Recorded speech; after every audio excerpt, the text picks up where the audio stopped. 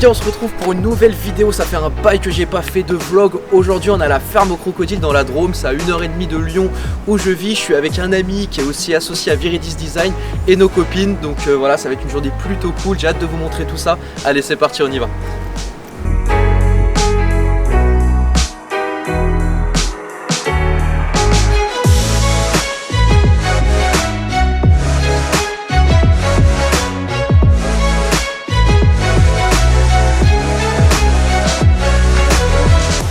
Super cool ici, c'est qu'en fait pour reproduire vraiment les conditions naturelles et pour être au plus proche, en fait il y a des oiseaux qui sont lâchés au milieu des crocodiles, des poissons. Donc voilà, ça fait vraiment une énorme serre comme une réserve et ça je trouve ça super cool.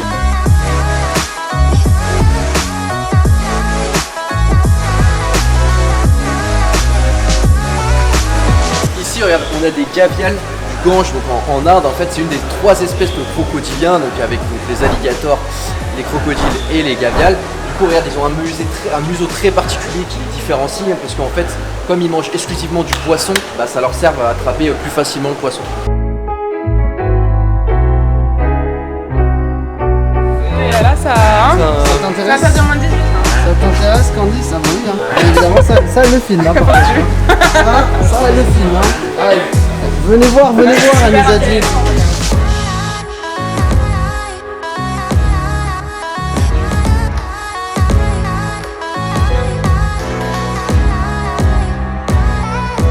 On est avec Geoffrey, un animalier ici à la ferme aux crocodiles. On va à la nurserie, donc allez, c'est parti.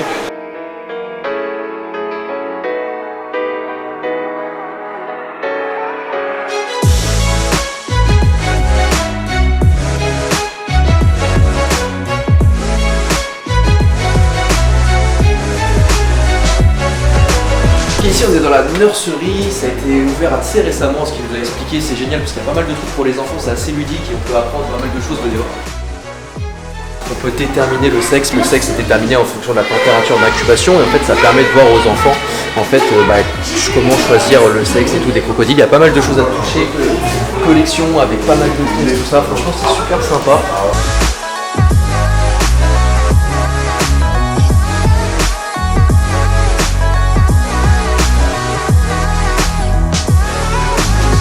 On va nourrir les iguanes, donc il nous a confié la nourriture, on va aller dans l'enclos directement avec lui, c'est parti.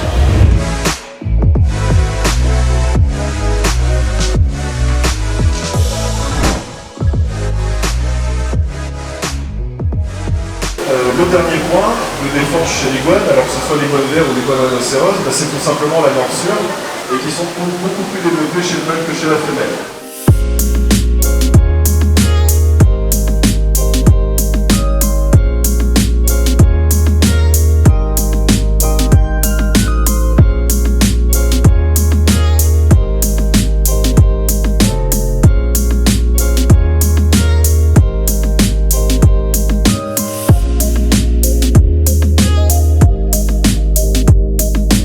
Est-ce que tu peux nous donner quelques chiffres ici, le nombre d'espèces que vous possédez, les animaux au total, etc. On a 4 pôles, ouais, avec principalement les chéloniens, donc les tortues. Okay. Donc on possède les 3 espèces de tortues géantes en fait qu'on peut retrouver en parc zoologique, donc tortue des Galapagos, tortue des Seychelles et tortue sulcata. Donc en fait on a un groupe que de mâles, on a 7 individus. C'est toute la saisie, de la récupération. Après on a la partie serpent avec l'îlot python qui a ouvert en 2015. On a les pythons réticulés, les pythons birmans, les anacondas aussi. Vraiment les plus gros serpents qu'on retrouve sur Terre. Ouais c'est ça. Après on a la partie crocodilien qui est plus ou moins en fait la base du site qui a ouvert en 91. Donc on a 11 des 25 espèces de crocodiliens. Le plus représenté dans le parc c'est le crocodile du Nil qui est situé juste derrière, parce qu'on a un groupe de quasiment 250 individus. C'est le plus grand groupe d'Europe. Le des crocodiles du Nil c'est un seul et même enclos, ça fait quasiment 1 hectare en fait, donc c'est un enclos assez immense. Et on présente aussi des espèces un peu plus atypiques comme les faux gaviales de Malaisie, crocodile des Philippines, gaviale du Gange aussi. On est le seul parc au monde à présenter du coup la souche népalaise.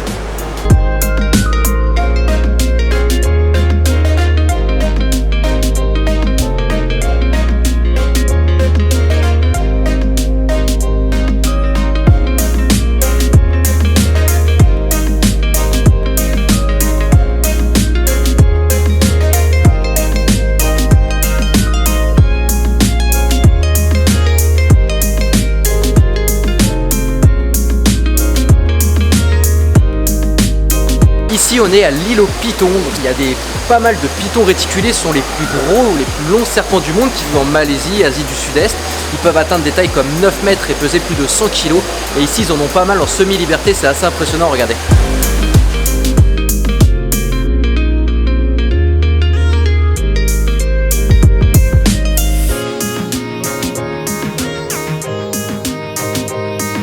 Ce que je trouve vraiment sympathique, c'est que vous avez la possibilité de faire tout le tour et d'observer les serpents sur 360 degrés. Et en plus, ce sont des pythons réticulés, ce sont vraiment des animaux qui sont assez impressionnants. On peut vraiment les voir, il n'y a aucun souci. Et quelque chose qui m'interpelle aussi, ici vous avez plus de 600 espèces de plantes. C'est considéré comme un jardin botanique.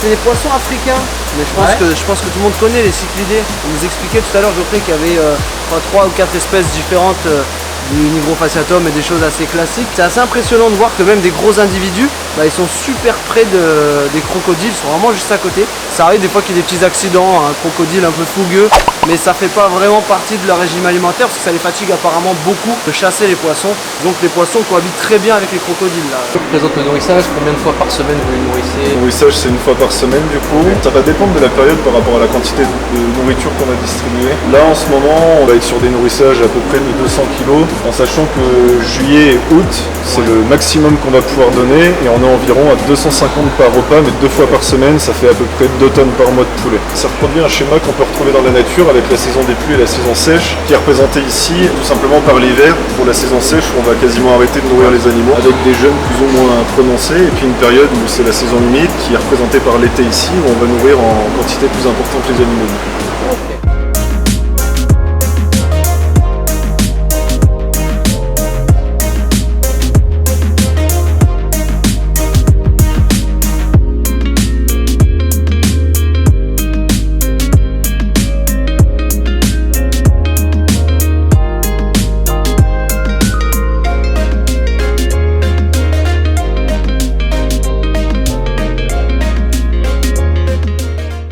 Et voilà, cette vidéo est terminée, j'espère vraiment qu'elle vous aura plu. Nous on a passé vraiment une journée superbe à la ferme aux crocodiles, il y en a vraiment pour tous les goûts. Nos copines sont pas spécialement passionnées de reptiles et pourtant elles ont kiffé, donc que vous soyez passionné ou non, je vous recommande. Vous avez plein de choses ludiques comme on vous a montré pour les enfants pour apprendre, mais vous avez aussi des écrans qui vous permettent d'en savoir un peu plus sur comment sont faits les enclos, etc.